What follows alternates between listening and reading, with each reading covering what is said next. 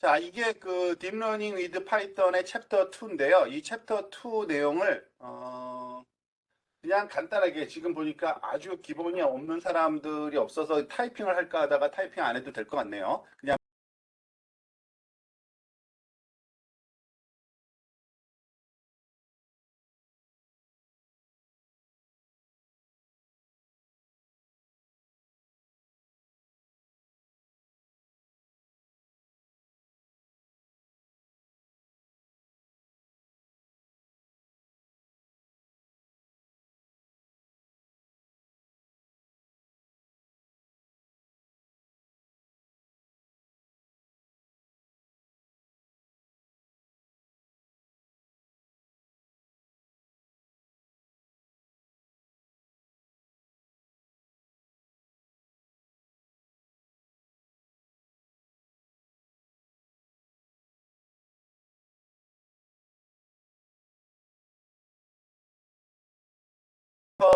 그 9까지니까 아마 한 디지트 숫자당 6,000개 샘플이 있는 거예요. 그리고 10,000개의 테스트 이미지가 있죠. 그리고 이걸 그 하는 그 어디에 사용하냐면 이 이미지를 훈련해 가지고서 그 숫자 이미지가 들어왔을 때 0과 9 사이에 어떤 숫자인지 판단하는, 그리고 지금 요 샘플로 4개 0, 2, 4, 3 지금 보여지고 있습니다.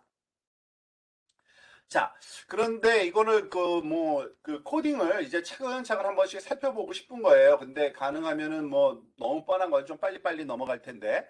지금 아시다시피 TensorFlow 정도는 다 쓰실 줄 아실 겁니다. TensorFlow, Keras, Dataset 이거 패키지 가져와서 거기에 mlist를 치고 이 mlist.load data라는 그 메소드를 실행시키면 train dataset 그 튜플하고 테스트 데이터셋 튜플을 이렇게 보내줘요. 근데 요거 가지고서 이제 앞에 트레인 이미지와 라벨 그리고 테스트 이미지하고 라벨 이렇게 각각 그 훈련할 때 쓰고 테스트할 때 쓰는 겁니다.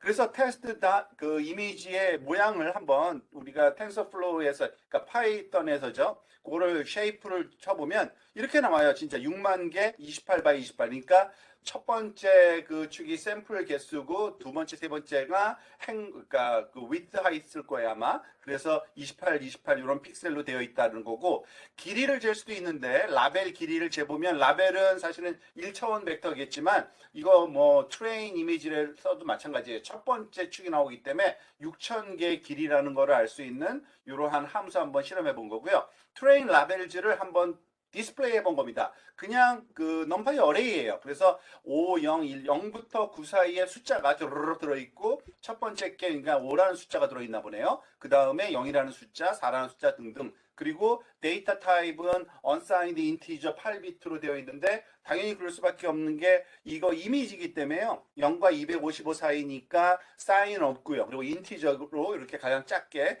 그 1바이트로 충분히 가능합니다. 256까지. 그리고 테스트 이미지 모양도 당연히 똑같은데 개수만 10,000개로 줄여져 있고요. 테스트 라벨도 10,000개로 줄여져 있고요. 테스트 라벨도 보면은 7, 2 뭐 등등 이게 10,000개가 말하자면 숫자가 그 라벨로 들어있는 겁니다. 자, 이걸 가지고 훈련하는 방법을 너무나도 그 간단하지만 이것을 한번 리뷰를 해보는데 일단 뉴럴 네트워크를 만들어야 되고요. 그 뉴럴 네트워크를 훈련시켜야 되고요. 당연히 그때 훈련자를 쓰는 겁니다. 트레인 이미지하고 트레인 라벨. 그 다음에 완성되면은 그 네트워크가 잘 됐는지 이밸류에이션, 그러니까 평가를 한번 하는 거죠. 그런 과정을 거치는데 일단은 뉴럴 네트워크를 그 구성하는 방법을 한번 살펴보는데 기본적으로 뉴럴 네트워크에 대한 개념을 말하자면은 여러 가지 방법으로 사실 이해하는 방법이 많아요. 사람마다 다 다르고. 근데 그때그때마다 이런 식으로 이해하는 것도 좋다라는 어떤 제안들이 이 책에 나오는데 그거를 같이 참조하면 참 좋을 것 같아요. 일단은 그 뉴럴 네트워크를 만든다는 거는 층을 쌓는 건데 이 층은 일종의 데이터가 통과하는 어떤 필터 개념으로 생각해도 전혀 무관하다고 저는 봅니다. 그리고 그 필터를 통해서 하나 통과할 때마다 정제돼 나간다고 보시면 돼요. 쓸모 있는 정보만 이렇게 만약 골라진다고 또는 모여지는 거거든요. 그래서 가장 유용한 형태로 우리가 원하는 판단하기 쉬운 형태로 정제된 상태에서 마지막에 판단할 때 그거를 보통 representation 뉴럴 네트워크에서는 그 데이터를 집어넣은 다음에 마지막 끝단에서 판단하기 직전에 있는 노드들 값을 데이터 레프리젠테이션이라고 보통은 피처 그 벡터들인데 그렇게 표현합니다. 자, 그런 관계로 한번 그 뉴럴 네트워크를 한번 구성해 보는 거예요. 지금 케라스의 그 레이어에 댄스라는 걸 쓸 건데, 요거부터 설명해야겠네요. 그 텐서플로우 위를 싸고 있는 게 케라스인데, 이 케라스를 가져오면요, 케라스에 대표적인 몇 가지 그 함수가 있어요. 뭐 모델, 뭐 시퀀셜 등등이 있는데 가장 기본적인 거 쉬운 모양이 이거예요. 시퀀셜. 케라스 시퀀셜이라고 한 다음에는 그 안에다가 아규먼트로 우리가 넣고 싶은 레이어를 하나씩 하나씩 엘레멘트로 넣어주면 돼요. 그냥 어레이 엘레멘트로. 이렇게 지금 그 저희 큰 괄호가 어레이를 나타내는 거고요. 파이썬에서 하나하나 엘레멘트 다음에 컴마로 이제 구분지면 되거든요. 근데 그 어레이 그 레이어를 넣을 때 그 케라스에서 제공되는 레이어들이 굉장히 많아요. 근데 그 중에 가장 기본적인 fully connected, 그러니까 노드들로만 도로록 되어 있는 거, 그걸 dense layer라고 부르는데, 그거를 불러 쓰는 방법이 이거예요. layers.dense. 근데 여기에 아규먼트 가장 기본적인 것만 쓴 거예요. 그런데 이 첫 번째 거는 노드 개수고요. 그 레이어에. 그 다음에 액티베이션은 뭘 쓸 거냐? 가장 요즘 많이 쓰는 거죠. 렐로 액티베이션을 썼다는 얘기입니다. 이게 첫 번째 층이고, 두 번째 층은 10. 왜 두 번째 층을 10으로 했냐면, 마지막 이거는 2층 구조로 해가지고 그 두 번째 층이 말하자면은 아웃풋 출력층으로 만들 건데, 지금 출력층은 그 노드가 10개여야만 됩니다. 숫자가 0인지 1인지 뭐 9인지 이렇게 10가지 중에 하나로 판단하는 거거든요. 그런데 그때는 또 출력층에서 이 10가지 중에 몇 번째 게 어떤 확률이냐 이렇게 나타내려면 수학적인 또 함수가 제공되는 게 있어요. 액티베이션을 소프트맥스로 쓰면 되는데, 아마 소프트맥스에 대해서 다시 공부할 기회가 있을 겁니다. 이것도 나름대로 재미있는 이런 분야거든요. 그런데 이렇게 2층 구조로 한번 만든 거예요. 그리고 모델 이렇게 하면 되는 겁니다. 이러면은 네트워크 이미 만들어진 거예요. 2층 구조.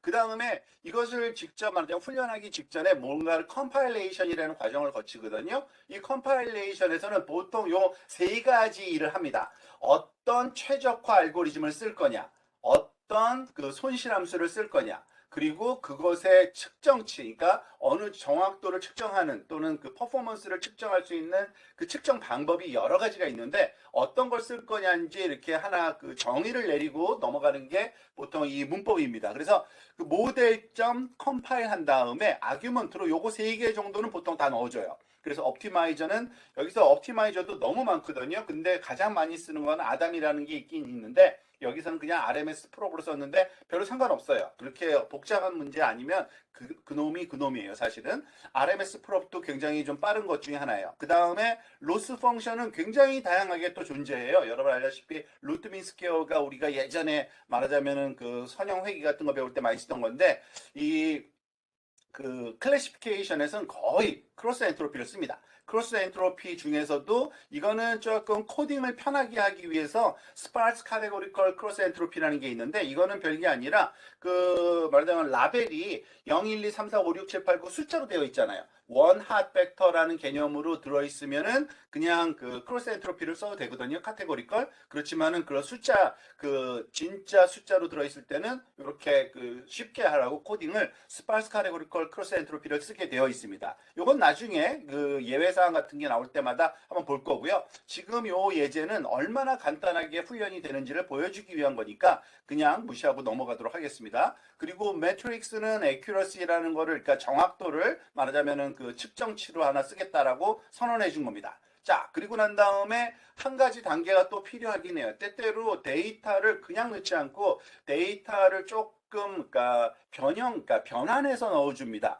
그리고 딱 그 네트워크 모양에도 맞춰야 되고, 보통 네트워크에는 그 0부터 255라는 큰 숫자를 잘 안 넣어줘요. 보통 0과 1 사이의 값으로 넣어주는 게 보통이에요. 왜냐면은 그 안에서 그 데이터가, 그러니까 네트워크 안에서 너무 커지면은 그 익스플로드가 일어나기 때문에 가능하면은 0과 1 사이의 작은 값으로 데이터 훈련을 시키기 전에 많이 그 소위 정규화를 거칩니다. 일단 오리지널 데이터를 먼저 볼게요. 6만 개 28 바이 28인데, 이게 그 6만 개의 28 바이 28은 이미지, 그러니까 그 뭐죠? 행과 열 형태로 매트릭스 형태잖아요. 지금은 그 노드들로만 구성된 그 덴스 레이어이기 때문에 그렇게 집어넣어주면 안 되고요. 28 곱하기 28, 그 이게 784인가 아마 그럴 거예요.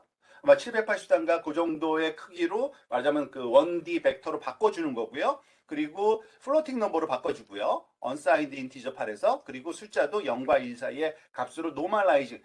그래야하는 과정이 요거예요. 이거 아주 간단해요. 우리 이미지를 reshape이라는 함수를 써서 원래는 6만 곱하기 28 by 28이었는데 28 곱하기 28로 그러니까 2차원 어레이로 바꿔주는 겁니다. 그리고 그 as type이라는 함수를 써가지고 캐스팅 해주고요. 그리고 255로 나눠주면 당연히 0과 1 사이의 값이 되겠죠. 트레인 이미지, 테스트 이미지 둘 다 그렇게 만들어주는 겁니다. 자, 그리고 훈련시키는 건 너무 간단하죠. model.fit이라는 함수를 써서 그 대상이 되는 훈련 자료 이름만 써주면 돼요. train.image, train.label, 그리고 그 다음에 있는 몇 가지는 뭐 써도 되고 안 써도 되고, epoch는 당연히 써야겠네요. 이거는 몇 번 반복하겠느냐죠. epoch 5. 그리고 배치 사이즈는 디폴트로는 뭐 무슨 숫자를 쓰는 거 30인가 뭔가를 쓰는 것 같긴 하던데 보통 그 속도를 빨리 하기 위해서 우리 메모리나 또는 GPU 메모리가 허용하는 한도로 크게 배치 사이즈를 잡아주면 좀 빠르거든요. 그래서 보통 여기서는 그냥 간단하게 그냥 연습 삼아서 128개 여기 6만 개를 말하자면은 128개씩 나누어서 128개를 한꺼번에 훈련할 때 쓰겠다는 겁니다. 벡터라이제이션 해가지고. 그래서 훈련하는 과정을 요거를 보여주고 있어요. 제가 이거를 그 시프트 엔터 치면은 요렇게 금방 이거 제 컴퓨터에서 한 거거든요. 근데 뭐 한 번 할 때 지금 뭐 2초, 1초 뭐 그죠? 한 1, 2초 정도뿐이 안 걸리네요. 그러니까 5번 하니까 10초 이내에 끝나버리는 아주 간단한 그런 겁니다. 그리고 여기 지금 보이진 보이네요. 오른쪽에 여기 보면은 0.92, 그러니까 accuracy가 한 번 할 때마다, 그러니까 워낙 그 간단한 문제라서 아주 잘 풀어요. 98.8% 정도의 accuracy로 그 학습이 끝난 거고요. 자, 그래서 그 결과를 한번 얼만큼 잘 되는지 한번 살펴보기 위해서 테스트 이미지를 그 10,000개 중에서 10개만 골라낸 거예요. 0부터 10까지 그러면 10개 골라낸 거고요. 그 10개를 집어넣은 거예요. model.predict. 그러니까 모델이 지금 훈련됐기 때문에 그 훈련된 그 객체에는 predict라는 메소드가 자동으로 지원되고요. 그 웨이팅 값이 다 계산되어 있어서 여기 데이터 집어넣으면 그거를 집어넣고 forward propagation 시켜서 결과를 줍니다. 그런데 결과는 당연히 뭐가 나와요? 결과는 길이가 10인 벡터가 나와요. 왜냐하면은 아까 우리가 그 댄스를 이렇게 만들었잖아요. 요게 결과축이니까 10개의 노드 값이 나와요. 그러니까 지금 10개의 데이터를 넣었으니까 10 by 10, 100개가 나오겠네요. 근데 그 중에서 첫 번째 결과만 프레딕션에서 이렇게 뽑아본 거예요. 그랬더니 이런 숫자가 납니다. 10개가 숫자가 나오긴 나오는데 굉장히 복잡한 다양한 숫자가 나오는데요. 이 숫자는 지금 소수점 밑에 그리고 아주 작은 숫자이기 때문에 마이너스 10의 8승 뭐 등등등 작은 숫자가 나오는 거는 이게 확률값이에요. 확률. 즉 첫 번째 0이라는 숫자의 확률. 이거는 그 1이라는 숫자의 확률. 아까 첫 번째 숫자가 뭐였었죠? 지금 아빠가 살짝 봤었는데 7인 숫자가 라벨에 처음에 들어있거든요. 그러니까 7, 7이라는 숫자의 확률이 제일 높을 겁니다. 아마 얘가 9, 8, 7 맞아요. 요거죠. 9.98, 뭐 1344, 10의 마이너스 1. 그러니까 거의 99.8%로 얘는 7이야 라고 얘가 판단한 거예요. 그죠? 그리고 그 결과를 지금 보여주고 있는 거고요. 좀 더 쉽게, 그러니까 몇 번째인지 그 숫자 인덱스를 보면 좀 편하잖아요. 그때 쓰는 함수는 간단하게 argmax라는 함수가 있습니다. 이거는 그 numpy 어레이에서 제공되는데 어레이 중에서 몇 번째 숫자가 제일 큰지 요거를 리턴해줘요. 그래서 7이라는 숫자가 나오는 거 보니까 잘 나온 거네요. 그죠? 그래서 이것도 지금 그 엘리멘트 하나를 골라본 겁니다. 지금 0번째 말하자면은 그 벡터 중에 7번째 엘리멘트를 골라달라고 그랬으니까 요 숫자가 나오죠. 0.998. 당연히 요거죠. 그죠? 자, 그리고 라벨, 진짜 라벨과 한번 비교해 본 거예요. 테스트 라벨은 진짜 자료니까, 그러니까 7인데 딱 맞았죠. 정확한 거예요.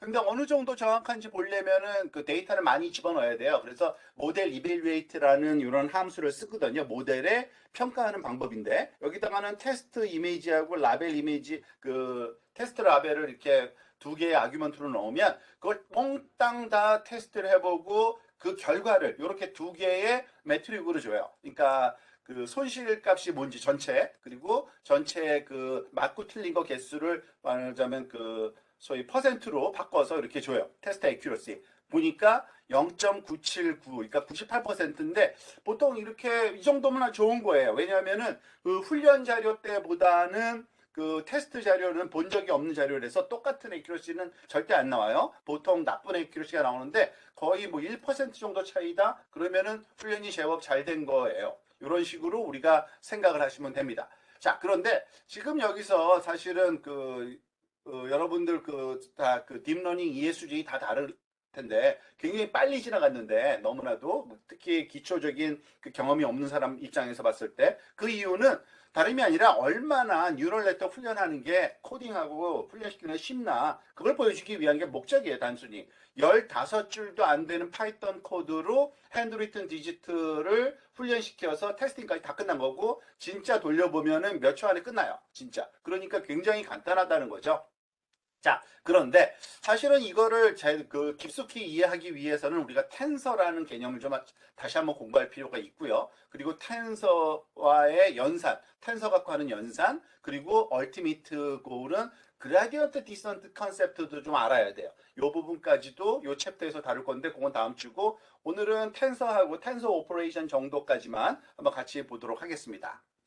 자, 우선 데이터 레프리젠테이션 뉴럴 네트워크 이름 자체가 뭐 텐서플로우라는 이름부터 해서 그 텐서라는 뭐죠? 그 용어가 주는 강렬함이 있죠. 지금 그러니까 그 뉴럴 네트워크 인공지능 분야에서 거의 이제 텐서플로우 이후 거의 모든 데이터는 텐서다라는 이런 기본적인 컨셉들이 많이 잡혀가고 있는데 텐서는 사실은 새로운 개념은 아니고 원래부터 있던 개념이에요. 사실은 데이터를 담는 어떤 통을 얘기하는 거고 실질적으로 보통 일반적인 그 숫자를 말하자면은 그 차원을 늘려가다 보면은 처음에는 스칼라, 그 다음 벡터, 그 다음에 매트릭스, 그 다음에는 매트릭스의 매트릭스 뭐 이렇게 표현할 방법이 없잖아요. 이름을. 그래서 그 다음부터 텐서라고 불러요. 그러니까 3차원 텐서, 4차원 텐서, 5차원 텐서, 그러니까 매트릭스 이상 되는 그런 차원을 갖는 것들은 다 텐서로, 그러니까 하이 디멘셔널 그 넘버 어레이가 텐서예요. 그래서 보통 뭐 이런 용어도 많이 쓰죠. 이거는 선형대수학에서 주로 많이 쓰는 용어긴 해요. 랭크라고 부르는 용어가 있는데 랭크가 일종의 디멘전이에요. 디멘전. 랭크 제로는 0차원. 그러니까 우리가 그 넘파이 어레이에 말하자면 어레이 값을 안 집어넣고 넘파이에서 제공하는 이 어레이에 숫자 하나로도 만들 수 있거든요. 그럼 숫자 하나가 들어가면 되는데 그것의 그 디멘전을 볼 수 있어요. 모든 어레이에. 그러니까 그 x를 10이라는 값으로 넘파이 어레이로 만들어 놓고서 그 엘리멘트 값은 하나뿐이 없으니까 사실은 얘를 물어보면 x.ndim 이라는 요 프로퍼티가 항상 지원되거든요. 어레이에. 그래서 디멘전을 물어보면 0이에요. 이게 소위 랭크 제로하고 똑같은 거죠, 지금. 그러니까 0차원. 벡터 같은 경우에는 우리가 그 리스트 형태로 이 대괄호로 그 숫자를 주면은 그건 하나의 세트인데 일종의 벡터죠. 12, 3, 6, 14, 17 이걸 어레이 형태로 만들어서 주잖아요. 만약에 그럼 어레이가 만들어져요. 그 다음에 n 디멘전을 보면 1차원 이렇게 딱 나와요. 그러면 행렬은 어떻게 되느냐? 이런 그 1차원적인 벡터를 엘리멘트로 갖는 컴마로 연결한 또 다른 어레이를 만들면 얘는 n딤을 보면 2차원 이렇게 나와요.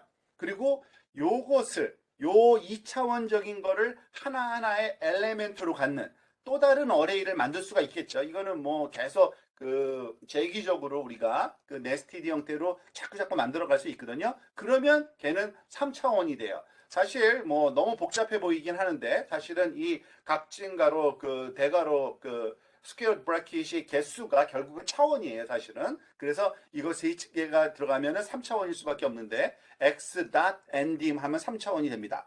그러면은 그래서 보통 이런 멀티 디멘셔널 그러한 어레이 넘버들을 우리가 다룰 때 가장 중요한 핵심적인 키 속성들이 있는데 뭐냐면 이 n 디멘셔널이라고 얘기하면 몇 차원인지 알아야 돼요. 그걸 랭크라고 부르고 모양도 알아야 돼요. 몇 바이 몇 바이 몇 바이 몇인지 각 차원의 길이도 잘 알아야 돼요. 그건 쉐이프예요. 또 하나 데이터 타입. 데이터 타입이 뭐 인티저인지 아니면은 플로팅 넘버인지인데 거의 대부분 플로팅 넘버고요. 그 이미지 같은 경우에는 처음 시작할 때 들어가는 리딩 했을 때 그때만 말하자면은 인티저겠죠. 자, 그래서 지금 보면은 우리가 아까 했던 엠니스트 데이터를 다시 한번 돌아가는 겁니다. 다시 한번 또 읽어볼게요. 텐서플로우에서 케라스에서 데이터셋에서 엠니스트 가져와서 그 엠니스트를 이거는 그 사이트에서 읽어오는 그 함수예요. 사실은 공식적인 오피셜 오픈 사이트에서 그 로드 데이터 하면은 이 트레인 이미지 데이터하고 레벨하고 이미지 테스트 이미지하고 라벨이 오는데 아까 봤던 트레인 이미지 얘의 n 딤을 살펴보면 3이에요. 왜냐하면은 6만 바이 28 바이 28 그러니까 얘는 그 랭크 3인 거죠. 그리고 데이터 타입을 또 이렇게 .d 타입 하면은 데이터 타입이 출력되거든요. 근데 딱 나와요. unsigned integer 8. 그래서 우리가 플로팅 넘버로 바꿔서 edge 타입으로 바꿔가지고 이걸 캐스팅해서 사용한 거다라고 기억하시면 됩니다. 자, 그리고 이건 한번 그냥 들여다보는 뭐 몇 가지 그 요거는 설명도 안 하고 넘어가더라고요. 한번 그래도 빨리 볼까요? 사실은 제가 이 그 렉처를 그 강연을 한 거를 그 비디오까지도 이렇게 넣어놨는데 여러분 그 한번 살펴보시면 알 텐데 좀 간략하게 하려고 필요 없는 걸 많이 뛰어넘더라고요. 근데 제가 말을 빨리 하니까 이거 좀 한번 살펴봅시다. 그냥 그림 한번 그려보는 거 너무 간단한 거 아시죠? 파이썬에서는 matplotlib pyplot이라는 요거 라이브러리 임포트하고 보통 그걸 SPLT라고 이거는 거의 컨벤셔널리 그냥 국룰이죠. 이렇게 써요. plt.imageShow 하면은 여기다 이미지 집어넣어주면 2차원 어레이여야 되죠. 그러면은 이렇게 나와요. 그냥 근데 요 컬러 맵을 당연히 그 소위 적절하게 여기선 바이너리로 줬는데 그렇게 줘야지만 흑백으로 나오고 안 그러면 컬러처럼 나올 텐데 별로 이렇게 중요한 이슈 같지는 않고요. 어쨌든 트레인 이미지 네 번째 거 가져온 거예요. 네 번째 이미지. 그러니까 멀티 디멘전이라 할지라도요. 이렇게 인덱스로 숫자 하나만 줘도 그 멀티 디멘전을 어레이에서 데이터를 가져오거든요. 그러면은 얘는 0번째 축이에요. 첫 번째 축. 첫 번째 축에 그 인덱스를 얘기하는 거기 때문에 네 번째 이미지 28 바이 28을 가져왔다고 보시면 되는 겁니다. 그래서 거기에 9라는 숫자가 있다는 거 알고 아니나 다를까 확인해 보니까 트레인 라벨 네 번째 거 라벨 봐도 9라는 숫자가 있다는 겁니다. 넘파이에서 그 이 텐서를 그 매니지하는 그러니까 매니플레이션 하는 방법들이 몇 가지 지금 여기 소개되고 있는데 잘라내는 거 굉장히 쉬워요. 잘라내는 거는 처음 인덱스부터 마지막 인덱스 뭐 다음 인덱스 그러니까 얘네들이 뭐뭐 콜론 뭐뭐 이렇게 쓰는데요. 왼쪽 건 인클루시브고요. 두 번째 건 익스클루시브예요. 그러니까 0부터 인덱스가 99까지 이렇게 뽑혀져 나와요.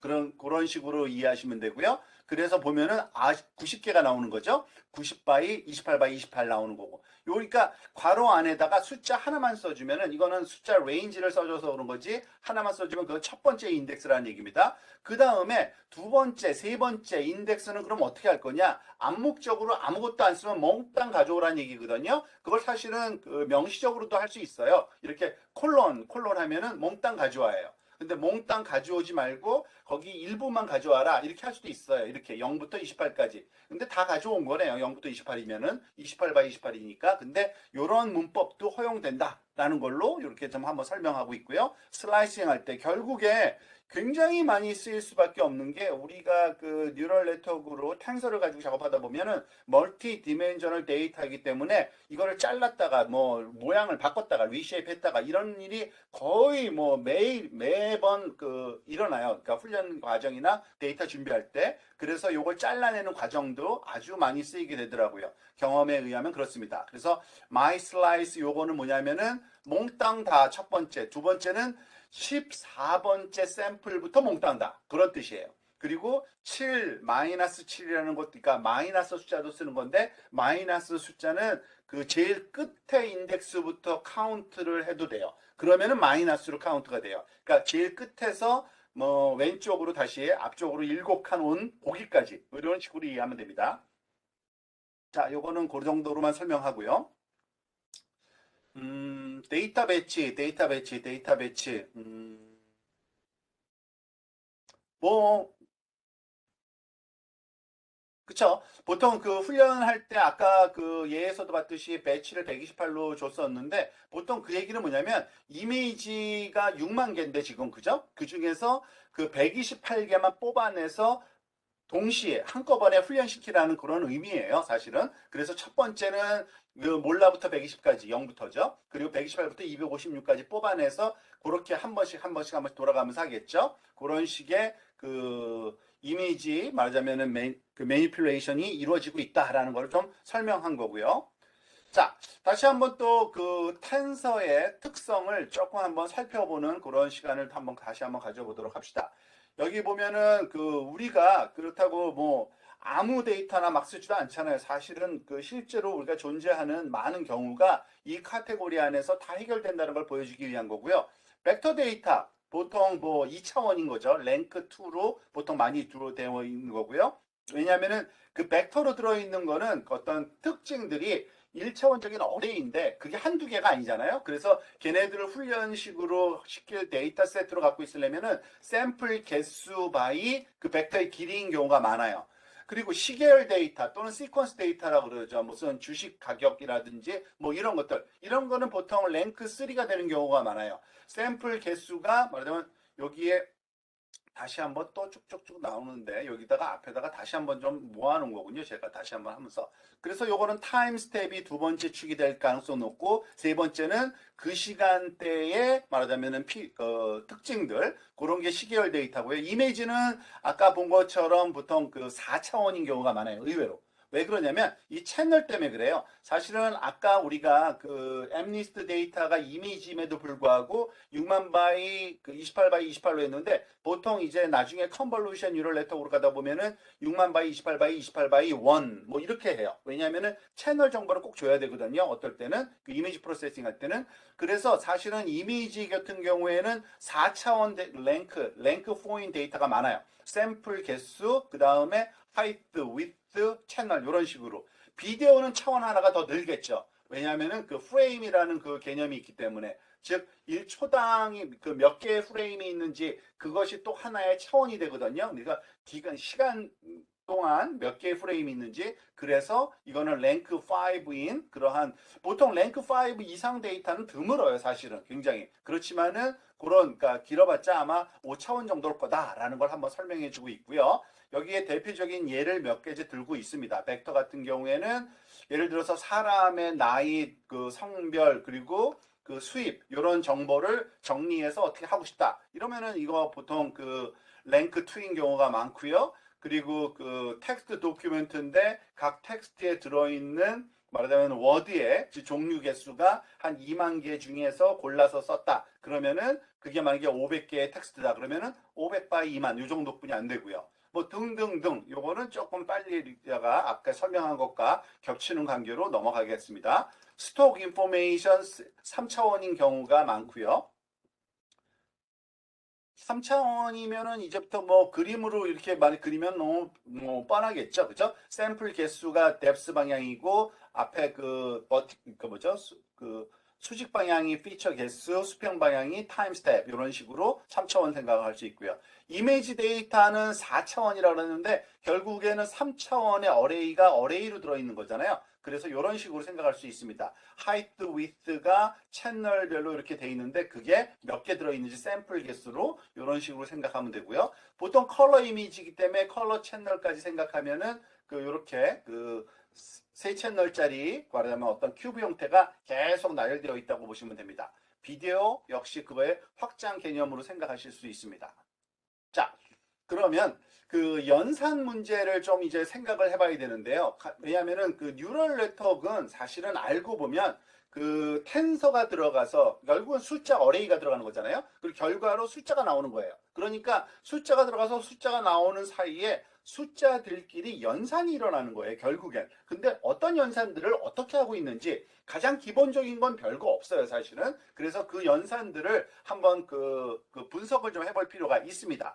예를 들어서 우리가 아까 썼던 케라스의 그 레이어, 그 댄스 레이어라는 게 fully connected 레이어고 노드가 512개고 액티베이션 렐루를 썼다 그랬잖아요. 자, 얘가 하는 거는 사실은 그 행렬 곱셈 더하기 그 다음에 덧셈 기호 그다음 덧셈 연산 그 다음에 그냥 함수에 말하자면은 한번 적용한 거 이런 거랑 똑같은 겁니다. 즉 들어가는 인풋이 있겠죠. 얘는 텐서예요. 텐서 일종의 그 벡터고 또는 그 매트릭스고 뭐 그런 거죠. 이게 그 안에 있는 그 가중치 행렬이 들어있거든요. 거기에 그 행렬과 덧 프로덕트를 취합니다. 사실은 요것에 대한 개념을 다시 한번 나중에 기회가 되면 다시 한번 또 설명할 수 있을 그 기회가 올 수 있을 텐데 보통 행렬과 벡터 연산 곱셈이라 그러잖아요. 매트릭스 멀티플리케이션 그거를 덧 프로덕트라고 여기서 보통 얘기해요. 넘파이나 아니면은 이런 텐서플로우나 또는 파이토치에서도 좀 파이토치 맵플롯이라고 계속 부르는 것 같기도 해요. 근데 이 덧 프로덕트라고 하는 이유는 결국에는 그 벡터와 벡터, 그러니까 벡터가 많이 들어있는 게 행렬이잖아요. 그래서 그 연산을 하다 보면은 결국엔 벡터와 벡터의 덧 프로덕트 연산, 그죠? 그 덧 프로덕트 연산에 말하자면은 시리즈에 지나지 않기 때문에 이거를 덧 프로덕트로 많이 그냥 계산을 해버립니다. 그러면은 그게 매트릭스 말하자면 벡터 멀티플리케이션과 똑같은 거예요, 사실은. 그래서 결국엔 덧 프로덕트 연산이 일어나고 거기에 이 바이어스 텀이라는 게 있는데 설명은 안 됐지만 지금 보통 이것의 자유도를 높이기 위해서 B라는 컨스턴트가 필요한데 이것은 덧셈 연산이고요. 그리고 그 결과는 그 어떤 그 벡터나 또 텐서로 나올 텐데 그거에 대한 함수 적용은 엘리멘트 와이즈 연산 이렇게 가능한 겁니다. 그런데 이 엘리멘트 와이즈 연산이라는 건요. 아주 간단한 연산이에요. 우리가 다루는 그 행렬, 무슨 벡터 또는 뭐 랭크 4, 5 아무리 많아도 결국에는 그것의 정렬된 방법만 다를 뿐이지 그 안에는 많은 수의 숫자들이 있는데 그 숫자 하나하나에 대해서 연산을 따로따로 해주는 거. 그거를 엘리멘트 와이즈 연산이라고 합니다. 거의 모든 액티베이션 함수, 여기서 지금 렐루라는 함수가 아마 이럴 거야라고 간단하게 한번 코딩을 해본 거예요. 나이브하게. 이거 진짜 쓰이는 건 이걸 쓰는 건 아니지만요. 아주 간단한 건데요. 그냥 그 x라는 게 들어가면 x를 여기다가 그냥 카피를 해버리네요. x. 그리고 나서 그 이 새로운 그 x 위치에다가 거기다가 말하자면 ij번째 그러니까 그 행렬이네요. i번째, j번째 그러니까 1번 방향, 2번 방향으로의 말하자면 i번째, j번째 인덱스를 돌아다니면서 그 값과 0 사이에 맥시멈 값을 취해서 넣는 렐루가 그거거든요. 그러니까 이 x 값이 포지티브 숫자이면은 당연히 얘가 살아남고요. 만약에 네거티브면 0으로 바뀌는 거예요. 그러니까 이거 렐루 함수가 이렇게 간단한 함수다. 이거는 엘리멘트 말하자면은 yg 연산이다라는 거고요. 보통 그 우리가 보통 그 있죠. 더하기, 빼기, 곱하기, 나누기 그 소위 더하기, 빼기, 나누기, 곱하기 이렇게 사칙 연산이 있잖아요. 그 수식이 그 연산자를 쓰면은 그거 다 엘리멘트 와이즈 연산이에요. 몽땅 다. 그래서 사실은 그 네 가지가 다 엘리멘트 와이즈 연산, 그네 가지, 그러니까 사칙 연산하고 그 함수, 그 두 가지, 그 두 종류는 엘리멘트 연산이고 그 외에는 결국에는 덧 프로덕트예요. 결국 두 가지뿐이 없어요. 알고 보면 굉장히 많은 것 같은데 그 두 가지가 다예요. 그 함수거나 사칙 연산은 엘리멘트 와이즈 연산이고 아니면은 적절한 그 상황에 맞게 덧 프로덕트 연산, 매트릭스 멀티플리케이션 그 두 가지만 있다라고 생각하시면 됩니다. add도 마찬가지라서 지금 여기 add가 이렇게 덧셈하는 거 x하고 y를 덧셈하는 거를 엘리멘트 와이즈 연산을 for loop로 다시 한번 정리해서 보여준 거고요. 지금 여기서는 그 뭘 한 건가요? 요거는 설명이 그냥 빠져 있는데 이 부분이 쓸데없이 좀 길긴 기네요. 지금 제가 볼 거의 30분이 다 돼 가는데 아직까지도 브로드캐스팅하고 텐서 프로덕트 설명하고 하면은 텐서 쉐이핑 이 부분에 지오메트릭 인터프리테이션에 못 들어갈 수 있는데 사실은 원래 그 비디오에서는 여기 빠져 있더라고요. 그래서 그런지 꼭 필요한 건 아닌 것 같아서 잠깐만 한번 살펴보고 엘리멘트 와이즈 연산은 지금 설명이 됐고 브로드캐스팅 연산하고 그 텐서 프로덕트하고 텐서 리쉐입은 건너뛰겠습니다. 이거는 나중에 필요하면은 뭐 다시 한번 또 설명이 되거나 해당하는 거 각자 공부하시면 되고요. 그 원래 계획대로 이 Geometric Interpretation of Tensor Operation에 대한 설명까지는 오늘 요거 돼야지 그 다음번 그 소위 설명 부분이 좀 부담이 안 될 것 같아요. 요걸 하도록 합시다. 자, 지금 이거는 뭐냐면은 결국엔 텐서를 가지고 거기다가 곱하거나 더하거나 무슨 연산을 취하고 있어요. 그죠? 그런데 그게 도대체 뭐냐, 뭘 하는 거냐, 이것에 대한 그 이해를 조금 나름대로 갖고 있는 게 참 좋아요. 안 그러면 뉴럴 네트워크 자체가 여러분들 그 뉴럴 네트워크가 말하자면 뭐 블랙박스다, 말하자면은 뭐 언노운 박스다, 뭐 이런 얘기만 하는데 그건 다 그 아무것도 이해를 못하는 사람들 입장에서 하는 얘기예요. 사실은 다 이해돼요. 솔직히 얘기해서. 왜냐면은 어떤 연산이 어떻게 이루어지는지 다 알거든요, 사실은. 그리고 그거를 가지고서 그게 어떤 식으로 이해하는지 그거는 사람마다 좀 다를 수 있어요. 근데 가장 쉬운 그 이해 방법 중에 하나가 이 지오메트리, 기하학적인 말하자면 이해예요. 왜냐하면은 텐서는 멀티 디멘셔널 스페이스 상에 존재하는 그냥 포인트 하나거든요. 그리고 그 포인트에 대해 더하거나 곱하거나 어떤 연산이 취해지면 그건 기하학적인 말하자면 표현으로 얼마든지 이해가 돼요. 우리가 그 잘 알고 있는 말하자면 선형대수학적인 그런 그 이해를 그냥 거기에 적용하면 됩니다. 예를 들어서 A라는 2차원 벡터 하나가 있다고 가정해 보세요. 0.5, 1. 그죠? 그러면은 걔는 보통 이렇게 점으로 표현하잖아요, 우리가. 그런데 또 때때로 이거를 뭐 물리학적으로 표현하기 위해서 이렇게 화살표를 그냥 그었는데 사실은 굳이 그럴 필요도 없지만 어쨌든 똑같은 걸 얘기하는 거예요. 공간상의 한 점이라는 건 똑같은 겁니다. 그런데 그 공간상의 한 점 A와 공간상의 한 점 또 B 요걸 더하면 우리가 기하학적으로 벡터 같은 경우에는 얘 더하기 얘 위에서부터 또 이렇게 줄을 건 요 위치다. 이런 기하학적인 해석을 하잖아요. 그것과 똑같은 겁니다. 사실은 그런 일들이 계속 일어나는데 몇 가지 우리가 구분을 지어서 한번 이해하면 참 편해요. 이동시키는 거 있죠. 점을 한 점에서 다른 점으로 이동시키는 건 덧셈이에요. 그죠? x, y라는 어떤 예를 들어서 이 지금 k라는 이렇게 그 어떤 면적으로 표현됐지만 이 면적이 사실은 많은 점들로 구성되어 있는 거잖아요. x, y에. 근데 모든 점들에 대해서 수평 방향으로 일정한 숫자 더하고 수직 방향으로 일정한 숫자 넣으면 어떻게 돼요? 모든 점이 동시에 똑같은 만큼 움직여요. 그게 트랜슬레이션이에요. 그죠? 덧셈은 트랜슬레이션입니다.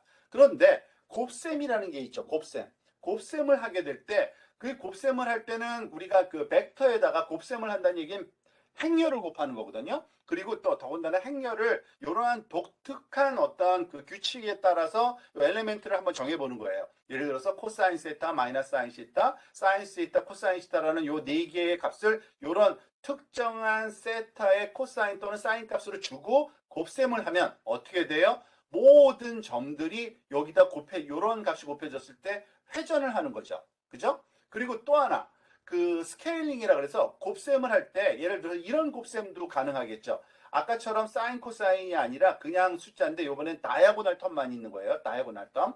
1이고 마이너스 0.5 그렇게 되면은 얘가 스케일이 일어나요.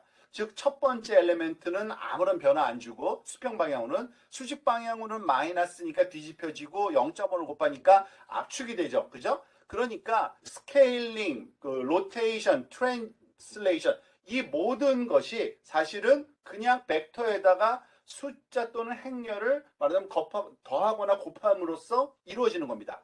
그런데 그 모든 것들이 사실은 선형 변환이에요. 선형 변환. 그리고 이거는 사실은 그 덧 프로덕트입니다. 이거를 자세하게 이거에 대해서 우리가 길게 얘기할 시간은 없지만 여러분 알다시피 행렬하고 벡터 곱하는 방법 알죠? 이 행의 이 벡터랑 그 다음에 따라오는 그 버티컬 컬럼 벡터하고 덧 프로덕트 취한 게 결과값이잖아요. 그래서 이 덧 프로덕트에 의한 연산은 사실은 선형 변환이라고 불러요. 그러니까 뭐 선형이 리니어라는 그 개념 자체를 굳이 우리가 그 여기서 우리가 다시 리뷰할 필요는 없죠. 선형 대수학 그 깊은 그런 그것을 이해를 꼭 높일 필요는 없으니까. 근데 그 감으로 그 정도만 아시면 되고요.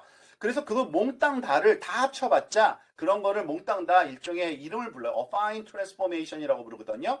얘는 선형 변환을 affine transformation이라고 불러요. 그러니까 선형 변환을 하면요 어떠한 특징이 있냐면 선형 변환을 한 거는 다시 선형 변환을 통해서 복구가 가능해요. 원래대로 복구가 가능해요.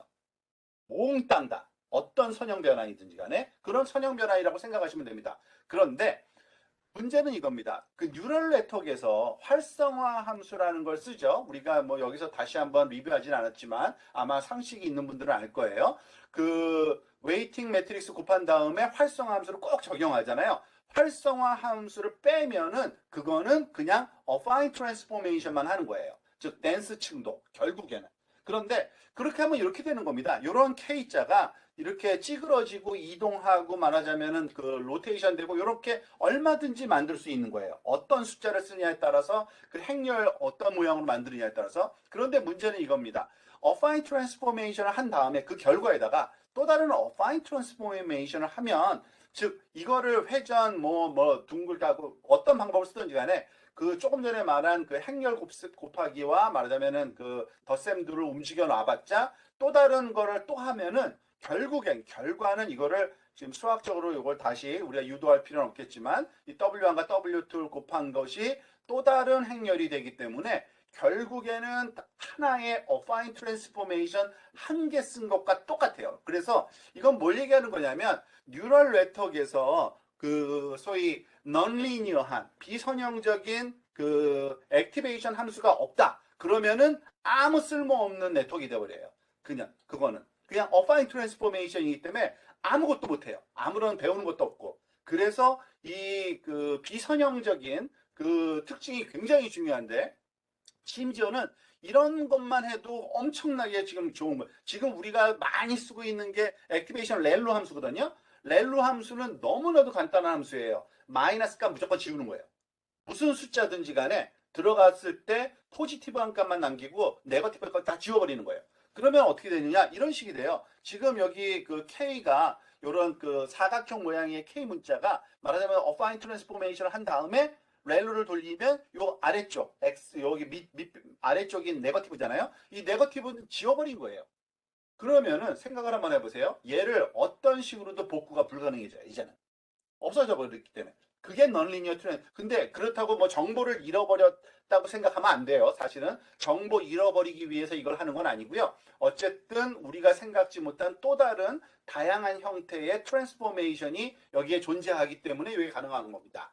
그래서 저는 이 비유를 굉장히 제일 좋아해요. 저도 여기에 굉장히 공감하는데 그 딥러닝을 이해하는 방법 중에 하나는 이겁니다.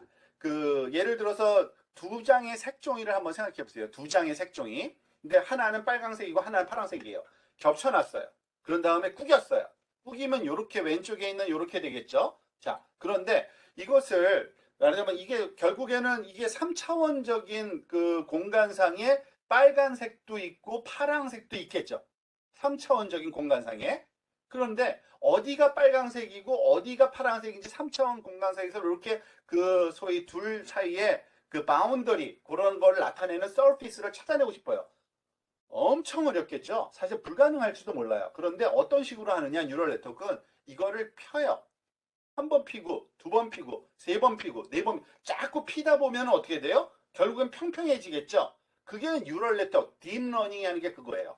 그러니까 많이 피면 많이 필수록 좋겠죠. 그러니까 한 번에 필 수 있는 게 그러니까 우리가 원하는 모든 모양으로 필 수는 없어요. 항상 그 어파인 트랜스포메이션을 가지고서 이거를 쭉 피고 그 다음에 또 피고 또 피고 또 피고 하면서 평평하게 만들면 여기서는 당연히 어디에요? 위에 빨강색, 아래에 파란색이 있는 거예요. 그러면은 너무 간단해요. 솔루션 구하기가.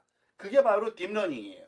그래서 저는 요 비유가 제일 좋은 비유 중에 하나인데 요거는 그 클래시피케이션 문제예요. 사실은 클래시피케이션 문제는 이런 식으로 이해하면 아주 좋을 거라는 생각이 듭니다.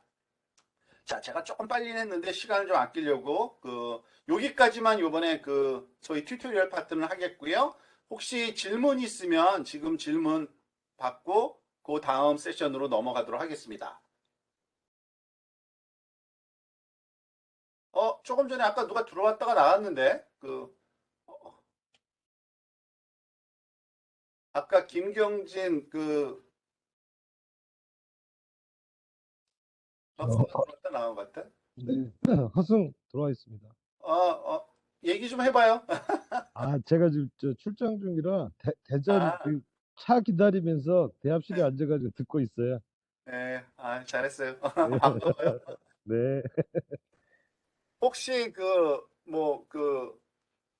내부 박스에서는 질문 없어요? 혹시 그리고 또 첨언하고 싶은 거?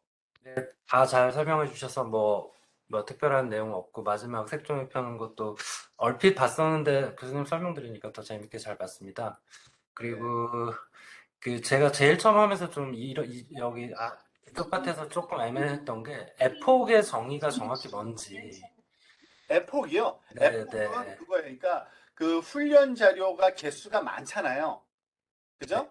그 훈련 자료를 가지고서 뭘 구하냐면 그 그레디언트 값을 구하잖아요. 그레디언트는 혹시 아시죠? 네, 알고 있습니다. 그라디언트를 구할 때 그 훈련 자료 하나하나마다 그라디언트를 구해요. 근데 다 달라요. 근데 그 그라디언트 정보를 써가지고서 우리가 그 말하자면은 디센트를 해야 되니까 그 훈련 자료 전체를 다 써서 그레디언트를 적용했을 때가 원 에포크예요. 그러니까 훈련 자료를 한 번씩이라도 다 썼으면 그게 원 에포크예요. 그래서 만약에 6만 개의 사진이 이제 이미지가 있는데 배치 사이즈를 1로 해서 6만 번 루프를 다 돌았으면 한 에폭이 딱 끝나는 거고. 그렇죠, 그렇죠, 네, 그렇죠. 근데 보통 그 우리가 그 배치를 그 프로세싱을 한다 그랬잖아요. 그래서 네, 아까 128개를 쓰면 여기 나오는 게 이 숫자예요. 여기 보면은 여기 배치 사이즈 요게 469개의 배치가 있다는 얘기예요. 얘가 네. 에포크 1이 돌아가는데 469개를 배치한 그러니까 128개 곱하기 496, 69 하면 아마 이게 그러니까 6만 개가 그럴 거예요, 아마. 그러니까 네, 조금, 네. 배치를 요만큼 돈 거예요. 469개의 배치를 돈 거예요. 그래야지만 되는 거예요. 근데 배치를 1로 하면 조금 전에 말한 것처럼 이게 6만으로 바뀌어 있겠죠. 네.